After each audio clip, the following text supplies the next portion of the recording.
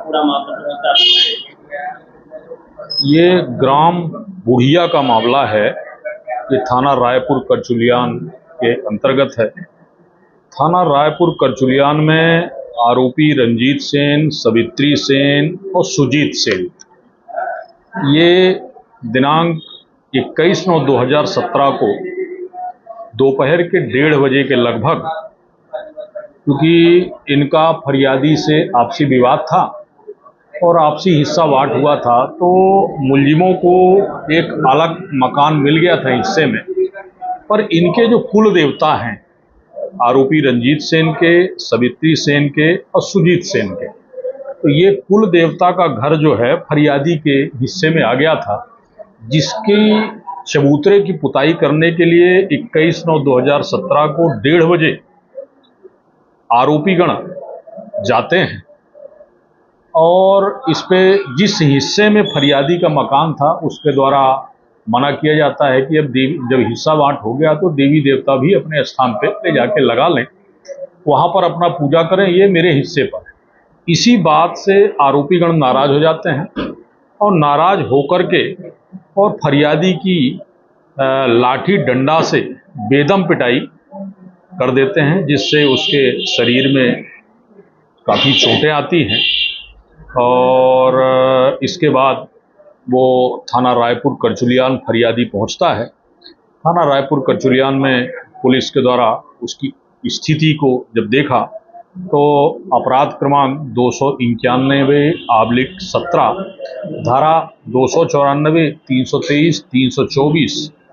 307, 506B/34 का अपराध आरोपी रंजीत सेन, सवित्री सेन एवं सुजीत सेन के विरुद्ध पंजीबद्ध कर लिया जाता है और पंजीबद्ध करने के पश्चात इसकी विवेचना पूर्ण करके और माननीय न्यायालय में 28/3/2018 को चालान न्यायिक मजिस्ट्रेट प्रथम श्रेणी श्री संतोष बघेल के न्यायालय में पेश होता है और जो उपार्पित होकर के 16/4/2018 को सत्र न्यायालय में पहुंचता है और ये प्रकरण माननीय जिला एवं सत्र न्यायाधीश द्वारा श्री संतोष कुमार तिवारी 14वें अपर सत्र न्यायाधीश के न्यायालय में स्थानांतरित होता है, जिस पर मेरे द्वारा पैरवी की जाती है और 14 साक्षियों को परीक्षित कराया जाता है। अब इस मामले में विशेष बात ये निकल के आती है कि चूंकि फरियादी और आरोपीगण सगे संबंधी हैं, तो फैसले के पूर्व फरियादी आरोपीगण जाते हैं, फरियादी से बातचीत करते हैं और न्यायालय में समझौते का आवेदन भी पेश हो जाता है। और इसके बाद फरियादी और आरोपी लगातार माननीय न्यायालय से ये आग्रह करते रहे कि मामले में समझौता हो गया है, अब इस प्रकरण को समाप्त कर दिया जाए। तो जो इस पे समझौते योग्य धारा थी 294, 323, 324 और 506 भी, इस पर माननीय न्यायालय के द्वारा समझौता कर दिया गया और इस पर आरोपी गणों को दोषमुक्त कर दिया गया। लेकिन इस पर धारा 307 भी लगी हुई थी, जिस पर माननीय न्यायालय ने तीनों लोगों को दोषी पाया और आरोपी रंजीत सेन, सवित्री सेन और सुजीत सेन को धारा 307 में 3 वर्ष का सश्रम कारावास, 3 वर्ष के सश्रम कारावास और 2,000 रुपए के अर्थदंड से दंडित किया और 2,000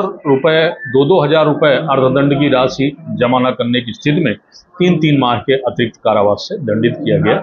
सबसे बड़ी बात यह है, इस प्रकरण में जो सवित्री सेन थी वो 75 वर्ष की महिला थी। उस पर अब चूंकि समझौता भी हो गया था तो इस पे तो धारा 307 में 10 वर्ष की सजा देने का प्रावधान है और माननीय न्यायालय समझौता के आधार पर और बहुत सारे साइटेशन भी है, न्यायालय लिबरल हुई और 3 वर्ष का दंड से दंडित किया।